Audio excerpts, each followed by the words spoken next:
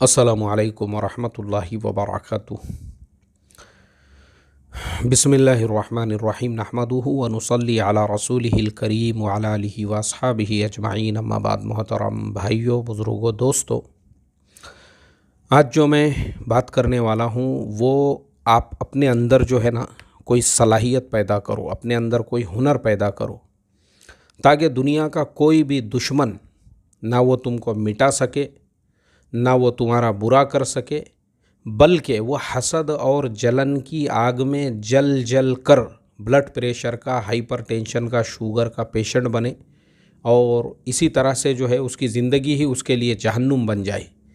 लेकिन आप जो है तरक्की करते रहो, आगे बढ़ते रहो। मैं ये इसलिए बोल रहा हूँ कि आज जो है मैं एक मुल्क की गवर्नमेंट के दावत पर यहाँ पे उनके इस्लामिक बैंकिंग के प्रोजेक्ट पे काम करने के लिए आया हूँ। अल्हम्दुलिल्लाह पिछले 2 महीने से हमारा काम यहाँ पे आराम से, इत्मीनान से चल रहा है। अल्लाह का करोड़ों दर्जे शुक्र है, फ़ज़ल है, करम है, हर चीज़ का पूरा इंतज़ाम गवर्नमेंट की तरफ से है। तो मैं आपको ये बताना चाहता हूँ कि मैं वो इंसान हूँ, मेरी अपनी ज़िंदगी में, मैं आपको मेरे अपने तजुर्बे आज बताने वाला हूँ। मेरी अपनी ज़िंदगी के अंदर मुझे मस्जिदों की इमामतों से निकालने के लिए, मेरे कारोबार फ़ेल करने के लिए, मुझे माशी नुकसान पहुंचाने के लिए, मेरे ख़िलाफ़ में जिस जिस तरह के लोगों ने षड्यंत्र रचे, जिस जिस तरह की लोगों ने साजिशें की, उनको ऐसा लगा बस बस अब तो इसकी ज़िंदगी ख़त्म, हमने इसको मस्जिद से निकाल दिए या हमने इसके ख़िलाफ़ साजिशें कर दिए, अब तो ये ख़त्म हो गया। ये ऐसा नहीं होता है। आपके अंदर अगर सलाहियत है ना तो दुनिया की कोई ताकत आपको ख़त्म नहीं कर सकती है।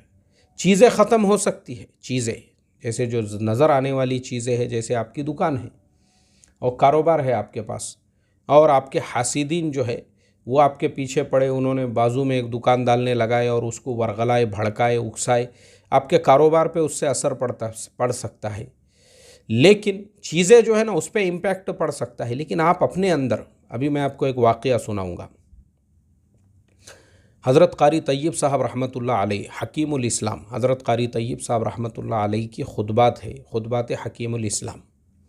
मैंने उसके अंदर एक वाक़या पढ़ा था कि हज़रत अब्दुल अज़ीज़ मक्की रहमतुल्लाह अलैह बहुत बड़े अल्लाह वाले थे, लेकिन देखने में जो है वो काले कलोटे थे और पस्ता कद थे, हबशी ग़ुलाम थे, मगर सलाहियतें उनके अंदर जो है ना वो ऐसी कूट कूट के भरी हुई थी हज़रत अब्दुल अज़ीज़ मक्की रहमतुल्लाह अलैह के अंदर। तो वो एक मर्तबा जो है एक मसले के सिलसिले में बादशाह ने जो है मुनाज़रे की दावत दिया। बादशाह ने मुनाज़रे की दावत दिया कि आ जाओ मुनाज़रे के लिए। तो जो अहले हक़ थे उनकी तरफ से हज़रत अब्दुल अज़ीज़ मक्की रहमतुल्लाह अलैह उसके दरबार में पहुँचे और वहाँ पे जो बाकी लोग थे वो सब बादशाह के दरबारी थे, क्योंकि जो दरबारी लोग होते हैं उमूमन जो है एकदम एक एक मूछ का बाल जो है पूरा 6-6 महीने आईने में देख के उसको कतरा हुआ है और खूब मेकअप रगड़ा हुआ है और आपा जान के जैसा लालई पाउडर की हुई है और पूरे जो है एकदम यानी पूरे बन संवर के और बन ठन के वहाँ पे जितने लोग बैठे हुए थे, और ये थे सादे बेचारे, बाल बिखरे हुए, लिबास बराबर नहीं, शक्लो सूरत से काले कलोटे। जैसे ही ये उस बादशाह के महल में पहुँचे, सब लोगों ने ज़ोर ज़ोर से हंसना शुरू किया। ये मुनाज़रा करेंगे, बोले सूरत देखा क्या रे, बोले तेरी आईने में, मुँह सूरत देख, बोले तेरी आईने में। यानी इस तरह से उनको हक़ीर, उनको जो है ना उनको हक़ीर समझा जाने लगा, उनको हक़ीर नज़रों से देखा जाने लगा, उनका मजाक उड़ाया जाने लगा उस मजलिस में। वो खामोश रहे और जब सब खामोश हो गए तब उन्होंने कहा कि बादशाह सलामत, अगर आप एक मस्जिद बनाने का हुक्म देते हो और मस्जिद जो है वो तामीर होने के बाद उसका मनारा अगर टेढ़ा हो जाता है तो आप उसका ज़िम्मेदार किसे ठहराओगे, बादशाह को या उसकी तामीर करने वाले उस मेमार को? बोले नहीं, वो जो तामीर करने वाला जो मेमार है उसी को ठहराएंगे। तो कहा कि ऐसे ही तुम लोग मेरे ऊपर जो हंस रहे हो ना, मेरे ऊपर नहीं हंस रहे हो, तुम अल्लाह के ऊपर हंस रहे हो, नऊज़ बिल्लाह, कि अल्लाह ने मुझे जो है ऐसा बनाया है। अरे अल्लाह को बनाना भी नहीं आया, नऊज़ बिल्लाह। देखो अल्लाह ताला ने इसको कैसा काला कलोटा बना दिया, अरे इसको कैसा गिड्डा बना दिया और इसको कैसा ठेंगा बना दिया। ये तुम मेरे ऊपर नहीं हंस रहे हो, तुम अल्लाह के ऊपर हंस रहे हो। तो हज़रत अब्दुल अज़ीज़ मक्की रहमतुल्लाह अलैह ने उसके बाद कहा, बोले देखो ये जो तुम्हारे पास में है ना, ये जो है ना, जो जिस पे देख के तुम हंस रहे हो, क्या है रे? बोले तुम्हारे पास आपा जान के जैसा मेकअप, मिट्टी मिट्टी तोते के जैसी सूरतें, और कपड़े, और कपड़े के ऊपर क्या है? क्या तुम्हारे पास में ये जो जो कुछ है ना, बोले तुम्हारा, ये सब जाहिर में नज़र आने वाला है। असल जो चीज़ होती है ना, वो आदमी के अंदर होती है, वो उसका इल्म होता है, वो उसका हुनर होता है, वो उसका फ़न होता है। अगर वाकई में भी तुम सब समझो मर्द की औलाद है तो चलो बोले मेरे साथ दरियाए दजला पे, मैं भी दरियाए दजला में कूदता हूँ, तुम भी कूदो मेरे साथ में। अगर तुमको तैरना आता होगा, वाकई में वो तुम्हारे अंदर का हुनर है। और अगर मैं तैरता हूँ तो वो मेरे अंदर का हुनर है, वो मुझे बचाएगा। लेकिन तुमको अगर तैरना नहीं आता है, तुम्हारे अंदर हुनर ही नहीं है, तो ये जो कुछ है ना, ये जो तुम जिस पे कुदिया मार रहे हो, कार के ऊपर और बंगले के ऊपर और हवेली के ऊपर और शेरवानी के ऊपर, और जो है आपा जान के जैसे मेकअप और लालई पाउडर के ऊपर, ये सब बाहर की चीज़ें हैं। ये सब चीज़ें कोई अहमियत और मायने नहीं रखती हैं। तो सेम टू सेम जो है ना, मैं ये मिसाल आपको इसलिए बता रहा हूँ, अपने अंदर अगर आपके सलाहियत होगी, अभी जैसे मैं आपको बता दूं कि अभी हमारे चैनल के ऊपर अल्लाह के फजल व करम से तकरीबन 6,500 से ज़्यादा मेरे वीडियोस आ चुके हैं, और मैं रोज़ाना चेक करता हूं ना, लाखों लोग रोज़ाना उनको देखते हैं। किसी वीडियो को किसी दिन 1000 लोगों ने देखा, किसी को 500 लोगों ने, यानी 6,500 है। तो आप सोच सकते हैं कि हर वीडियो को अगर रोज़ाना 10 लोगों ने भी देखे ना, तो तकरीबन वो 50,000 से ज़्यादा की तादाद हो जाती है। इतने लोग रोज़ाना हमारे वीडियोस को देखते हैं। तो मैं उस पर अल्लाह ताला का शुक्र अदा करता हूँ, क्योंकि अल्लाह ने हमको एक प्लेटफॉर्म दिया बात करने के लिए। पहले ज़माने में मज़ामीन लिखे जाते थे, तो मैं भी लिखता था मज़मून। तो मैंने कई ऐसे माहनामे हैं मेरे पास आज भी है वो, जिसके अंदर लोगों ने अपने नाम से हमारे मज़ामीन को अपने इदारिये के अंदर शाये कर दिए। क्योंकि वो ज़माने में क्योंकि ऐसे हमारे यहाँ पे जो है ना, इसको इल्मी ख़ियानतें कहते हैं, बहुत हुई है। इन्हीं ख़ियानतों की वजह से बहुत सारे जो सलाहियतमंद है, अभी मैंने पिछले दिनों जो वीडियो डाला था जिसके अंदर मैंने कहा कि 30-30 साल पढ़ा रहे हैं, कुछ उनको हासिल नहीं हुआ, वहाँ पे अपनी सलाहियतें उन्होंने ख़त्म कर दिए, और उनके ऊपर आके जो है बाद में मुसल्लत हो रहा है मोहतमिम साहब का एक लौंडा छोकरा, सेमड़ा और चिपड़ा, नाक पोंछने का जिसको ढंग नहीं है, और जिसको फारिग होके अभी साल भी नहीं हुआ है, फारिग होने से पहले ही वो दावेदार बन गया हुआ है। और वो आके ऐसे लोगों के ऊपर जिन्होंने 30-30 40 साल तक मेहनतें की है, उनके ऊपर आके वो मुसल्लत, क्योंकि वो पैदा होया हुआ है, पैदाइशी तौर पे उसको ये सारी चीज़ें मिली हुई है। तो ये ख़ियानतें हमारे यहाँ पे आम हैं, इस तरह की जो ख़ियानतें हैं। तो हमने ये ख़ियानतें पहले से ही देखी। तो यूट्यूब का जब ज़माना आया ना, तो मैं शुक्र अदा करता हूँ, बहुत सारे लोगों ने मेरी ज़ुबान बंद करने के लिए जो है ना, बहुत बोलता बोले ये इसको निकालो इमामतों से इसलिए निकाला गया क्योंकि ये बहुत बोलता है। तो बोलने की वजह से इमामतों से निकाला गया, बहुत बोलता है, निकालो निकालो, बहुत बोलता है, मदरसे से निकालो, बहुत बोलता है, इसको जमात में से निकालो, बहुत बोलता है, इसको तंजीम में से निकालो, बहुत बोलता है, इसको तहरीक में से निकालो। तुम निकाल सकते, तुम्हारे कब्ज़े में कब्ज़े कुदरत की चीज़ है वो, इमामत से निकालना, मदरसे से निकालना, तहरीक से निकालना, तंजीम से निकालना, ये तुम्हारे कब्ज़े कुदरत की चीज़ है। लेकिन बहुत बोलता है ना, तो उसके मुंह को बंद करना, ये तुम्हारे कब्ज़े कुदरत में नहीं है। तो मैं अल्लाह ताला का शुक्र अदा करता हूँ कि पहले खाली बोलने के लिए एक प्लेटफॉर्म था, जो मस्जिद का मिंबर था, जिससे आप बोल सकते थे। आज अल्लाह ने यूट्यूब का प्लेटफॉर्म हमको दिया है। मैं रोज़ाना जो है दुआ करता हूँ ये यूट्यूब वालों के लिए, क्योंकि ये एक ईमान वाले ने ही बनाया हुआ है। इस पर भी मेरा एक वीडियो है, आप देख सकते हैं। एक मुसलमान का ही बनाया हुआ है यूट्यूब, बाद में उसने गूगल कंपनी को बेचा वो। तो उसने ये जो बनाया था इसी वजह से, ताकि सबसे पहला वीडियो उन्होंने इसीलिए डाले थे जापान में, जब वो हिरोशिमा, जापान में जब वो सुनामी आई थी उस वक्त, ताकि पूरी दुनिया को हालात वहाँ के पता चल सके कि पूरी दुनिया के लोग एक साथ कैसे देखेंगे। क्योंकि उस ज़माने में या तो सीडी से या डीवीडी से देख सकते थे, तो पूरी दुनिया को वो हालात बताने के लिए उन्होंने यूट्यूब का आविष्कार किया, और पहला वीडियो वही डाला उसके ऊपर, ताकि पूरी दुनिया देख सके कि भाई किस तरह से वहाँ पे सुनामी के अंदर बर्बादी हुई है। तो यूट्यूब आने के बाद अब हमारे जैसों को एक प्लेटफॉर्म मिला अपनी बात रखने के लिए। बंद करो, अब तुम इमामत से निकाल सकते ना, मदरसे से निकालो, तंजीम से, तहरीक से निकालो रे, तुम हमारी ज़ुबान को बंद नहीं कर सकते, और ना ही तुम हमारा यूट्यूब चैनल, हमको मालूम है तुमने हमारा यूट्यूब चैनल बंद कराने के लिए 2-2 लाख रुपये खर्च किए। बड़े बड़े जो ये होते हैं ना, क्या बोलते हैं उनको, टेक्नीशियंस, अरे लगाओ रे बोले इसके यूट्यूब चैनल को, कैसा बंद कर सकते, इसको कैसा रिपोर्ट कर सकते, इसको कैसा। बेटा तुम अभी अंडे में से निकले हुए बच्चे हो, जो चीज़ें तुम अभी सीख रहे हो ना, हम उसके हेडमास्टर रहे हुए हैं। समझ में आया? हम जो है ना उसके हेडमास्टर, ये सारी चीज़ों के हमको हर एक एक बारीकी उसकी पता है कि वो कौन सी चीज़ें हैं जिसकी वजह से यूट्यूब जो है आपके चैनल के ऊपर या आपके वीडियो के ऊपर एक्शन लेता है। वो काम ही नहीं करने का, वो काम ही नहीं करने का। उसके बाद में तुम चाहे 2-2 लाख रुपये दो लोगों को, टेक्नीशियंस को, और चाहे 50-50 मशवरे करो, बोले इसका मुंह बंद करो रे, इसका मुंह बंद करो, इसकी ज़ुबान बंद करो। तो मैं आपको असल बताने का मकसद यही है कि हमने अपने अंदर एक हुनर पैदा किया बचपन से।